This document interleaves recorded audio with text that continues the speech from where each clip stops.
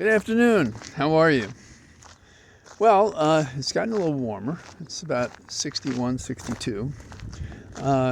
It's been raining off and on all day here in northern Virginia.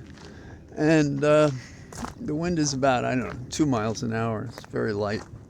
Without the sun, we don't have the warmth, but it's comfortable nonetheless. So that's my Jefferson report. I was trying to think of a way just this second to describe what happens day to day these days. Now, it's interesting that Aristotle once said that the greatest drama involved tragedy, that is, in which the protagonist is overcome and defeated. Comedy is when the protagonist succeeds. So, who is the protagonist in the American drama? Who is the identifiable person, entity? I'm not sure. We certainly have an antagonist for everything we think and believe. And that is the ones who are not among the intolerables, the MAGA nuts, the extremists, the conspiracists, the people who are praised for being uneducated, the angry, the puppy assassins, the liars in every direction at every turn. So we know who our antagonist is. But who's America's protagonist? Who is that? Is it Biden? Perhaps. Is it a DA prosecutor in New York and a judge that is unbending in his experience and wisdom in the law? Perhaps. For the time being, we have focused our attention on what in an ordinary campaign would be a prohibited political nightmare. That is to say, you would want to do anything to get rid of this because crimes used to matter. But we have a very unusual situation, and there is public indication, if convicted, that will hurt Trump. But what does one have to do in America to be on the wrong side of the tragedy-comedy line? So let's take an example. Plainly, Trump seeks to get the goat of the judge who's trying his case. So he says things out of court in violation of a gag order. And yesterday he said something that was interesting. He said, I'm the only one who has to put up bail. And he was talking about New York, and talking about New York's resistance to cash bail. But that's not so. Trump is in the same place as many defendants who have identifiable connections in the community who are released on their own recognizance. That means you said you'd show up. That's it. Also, in both federal cases, he's released on his own recognizance. He does have bail to make in Georgia, which he made. And so, except for being detained for a mugshot and fingerprint that he used to sell to the world, he's not being treated differently than everybody else. He just wants to be treated better differently. Now, he's also said because of the trial, he can't campaign on weekends. But the court doesn't sit on weekends. And on Saturday, Trump had a big hoo-ha down in Florida at Mar-a-Lago. And he was supposedly having a beauty pageant for who would be his vice president, including present, unbelievably, still, was the puppy assassin, whose answer for what she did was that somebody should have put down Biden's dog because it bit people at the White House.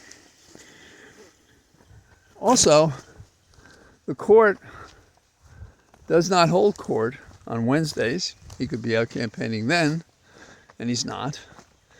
So what is the story with this guy?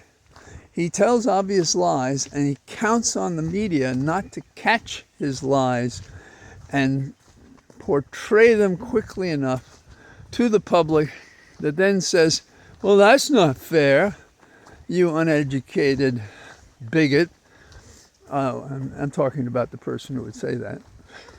Because I don't know if we have the polling numbers, but a high percentage of his people are just that. They're angry, they're mad in several senses of that term. Now, that's not the only point. Now, this week, who are going to be the witnesses? Well, I think we're getting close to Stormy Daniels, McDougal, and, of course, Michael Cohen. I'm sure there are other documents to be created and presented.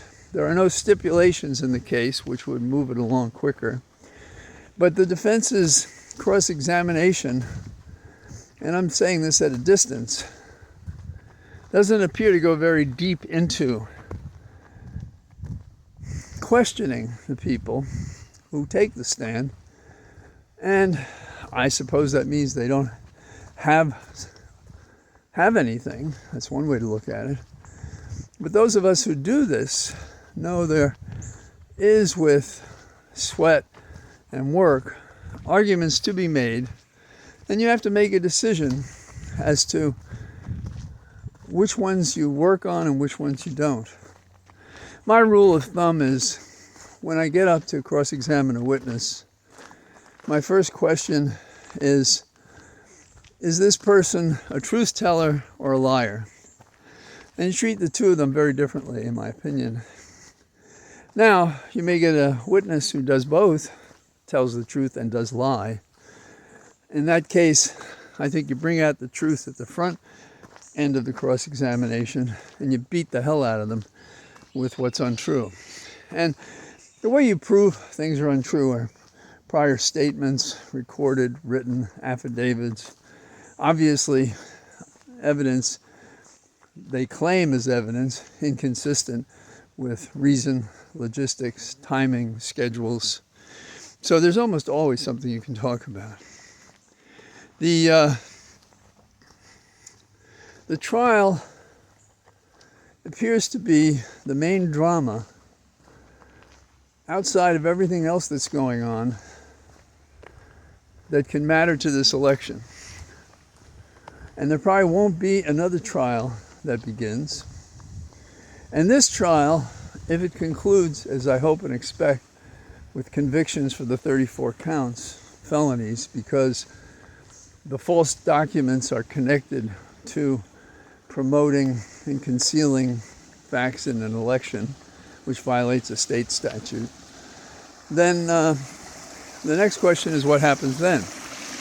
Now, often in cases, the person is asked to step back, meaning they're in custody until sentencing. But sentencing can take, months. So if convicted, this is May, the end of May, beginning of June, they might not have a sentencing until September. There are different questions about that. Trump, at the sentencing, may ask for leave to appeal it without the sentencing being applied to him, and I would deny it for a variety of reasons. The most important being, this is a significant case. You've acted terribly all during it. The arguments you want to make on appeal have been considered before, and they're all frivolous. Thanks for playing. See you in the Court of Appeals. Then you go to the Court of Appeals and ask them for a stay pending appeal. And unlike a client you or I might represent, he might get it. Because the system, that's right, there's a thumb on the scales of justice, and it favors this criminal. So that's the process ahead of us. Now, what about other things going on? Well, let's look across the street to the Congress. Congress is going to perhaps have another motion to vacate from Congresswoman Green, evergreen, ever stolid, ever wrong. And her motion to vacate is to kick out current speaker. And she appears to be having trouble getting votes. And the Democrats have indicated they will provide the extra votes necessary to keep him as speaker so that maybe some business can be done, that Congress might be able to govern for a while. Now, the other thing that I think is interesting and that requires some analysis is what the hell we're doing in the Middle East. And I'm talking, of course, about Hamas versus the Israelis, Palestine's relationship in and of itself with Hamas and with Israel. And no fair person can look at what's gone on and not say that both sides have committed crimes, war crimes, in international law. No doubt about it.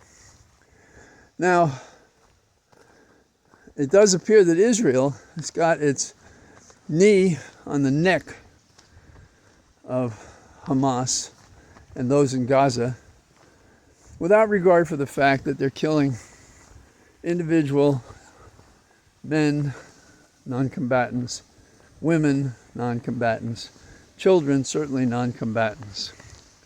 That people have been raped, that hospitals have been run into the ground. And the most recent complaint against us, U.S., is how can you let the Israelis compromise the aid that we're forwarding there to those in Gaza? Fair question. What's the answer?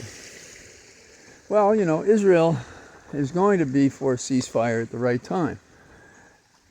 To a non-cynical observer, that sounds like when we've killed every goddamn person there, then we can have a ceasefire. That's what it sounds like to me. And we're all playing foolish about this stuff. Now, what about the protests on campus? Let's talk about that for a little bit. There were no outsiders provoking 68 when I was there and there was a riot on campus. But I will tell you this. The FBI came around giving briefings to anyone that they thought would oppose SDS. And they had all sorts of stories about that. And Ayn Rand wrote an article that fit that as well, and that was circulated. So the outsiders appeared to be our own government to attack the students who in 68 were found to be true, that the university was connected to the Institute for Defense Analysis, among other things. Okay, so what do we have today? There's a fair argument, but here is the standard that I've mentioned before. In a protest, speech is one thing, but action's another. So if you say you're going to level the earth and kill every Jew from the river to the sea, that's different. That's not a simple protest. If you say you want to have a holy declaration against Israel, that's saying something different. If you're showing prejudice to Jews and affecting whether they come and move about, that's something else. Now, to the extent that an organization is disciplined and there are identified places to protest, then they can do that. But when this action comes in, this plus, and it becomes a kind of extortion, demanding an outcome rather than persuading anyone, that's somewhat more difficult. And the interesting thing about the protests are that they're prepared to break the law, but they want amnesty. Now, civil disobedience, going back to the author of Walden Pond, Thoreau, is accepting the fact that you're protesting a law and you're doing it for a purpose, and you agree to be arrested and put in jail for what you did, as did happen to Thoreau, although he was released because his friends got him out. But that's the basic definition. So the protests are flawed in every direction, and the energy of the youth, having observed the government do nothing, is a motive, I think, for vitriolic calls to violence, basically. Now, what are we doing about that? Well, something interesting has happened this week, and that is that 88 Democrats have written the president and said that we have to consider withholding funds from Israel because Israel is interfering with the aid supplies that are going to Gaza. I think that's a motion that makes sense to me. Will it make sense to Biden?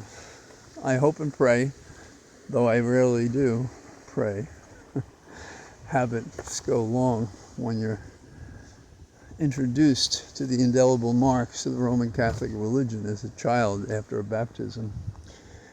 The White House will take a look at these matters and say to Netanyahu, you've played out your string. You have to stop this. Why do we lose our ability to talk frankly? Why? We say we are for freedom and fairness and we're against war crimes and all these other things. So we should act upon them. When in doubt, do what's right and legal. And that's what America should be doing. So, here I am on the marvelous pathway through the cathedral of trees, and I hope and expect to be out tomorrow. I don't know what the rain or the weather will be, but I'll be here. Bye-bye.